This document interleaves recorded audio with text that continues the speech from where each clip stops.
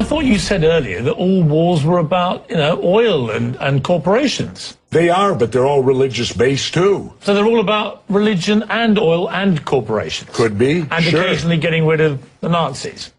Yeah. So my point is, well, that wars can be over many things. The Nazis was religious too. Look what they did to the Jews. So that brought religion in. Vietnam was religious because Diem, our puppet president, and our country brought 100 Christian Vietnamese down to the south to be the government. Well, the southern Vietnamese didn't like these religious characters from up north, so they then became the Viet Cong. So all wars, pretty much in my lifetime, have had some religious basis, but certainly big business gets in there because wars are very profitable to certain big businesses. And of course, big business needs to be in the Middle East so that we can get the oil out of the Middle East, so we can get the lithium out of Afghanistan. You know, they discovered a vein of lithium there they say is worth $1 trillion. Well, what is lithium used for? Every cell phone, computer, and soon to be electric cars. Let's talk about why we're really there. We're not there. How does any of these wars affect our freedom in any way? The United States is not in any threat. They're not going to do a Normandy invasion on us, Al-Qaeda in Virginia. Yeah, but hang on, you're being slightly naive, aren't you? Because I'm not being naive, sir. I think you are being naive. No. Because I think that it's clear one of the main reasons that America went into Afghanistan was to try and get Al-Qaeda dismantled, the organization which committed the 9/11 atrocity. Really? Well, you don't think so? Well, how come Al-Qaeda put the heroin business out? They took all the poppy growers and stopped the production of heroin. What would you have done? Wait, now how much of that illegal heroin was propping up the international banks with laundered money, and when it dried up, the first recession happened? Well, now that we're back in there, we aligned with the poppy growers, and the heroin business is back up full swing again. I thought we fight a war on drugs here. All right, Jesse, we're not. What would you have done on September the 12th, 2001? What would you have done if you'd been president? What would I have done? Yeah. I would have done a legitimate investigation to find out what exactly happened on 9/11. How did they know who did this so quickly like they did Lee Harvey Oswald?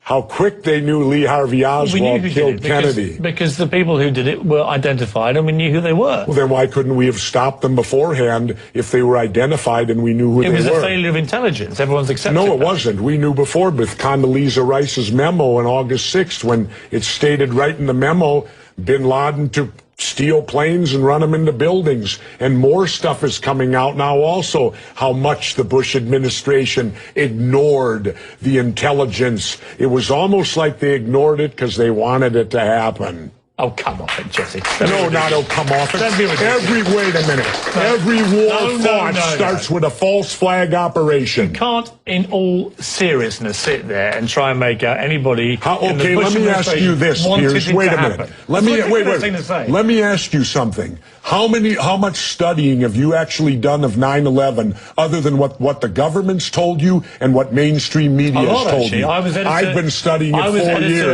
of a national newspaper. I've talked to people. Wait a minute. Depth every day for 5-6 months. Really? So I know a lot about it. Well, then how come? Let me ask you this then. You cannot say that any member of the Bush administration knew it was going to happen or wanted it to happen. It's a ridiculous thing to say. Ridiculous. Okay, let's talk about your BBC.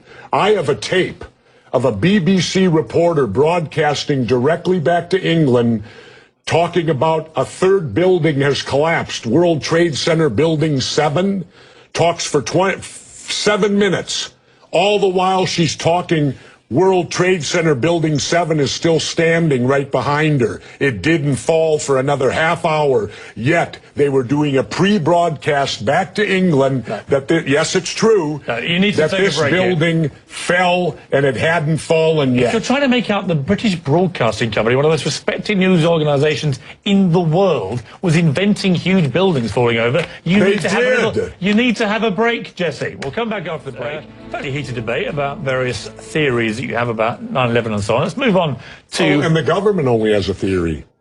Right, well, the government has... No, this is a theory. Their theory is 19 Islamic radicals armed with box cutters defeated our multi-billion-dollar air defense system, all while conspiring with a bearded guy in a cave in Afghanistan. That is exactly what happened. That's their theory. No, that's not a theory, it's a fact. That's their theory. No, Jesse, that's a it's fact. I think you make some very sensible points, and you make some crackpot points.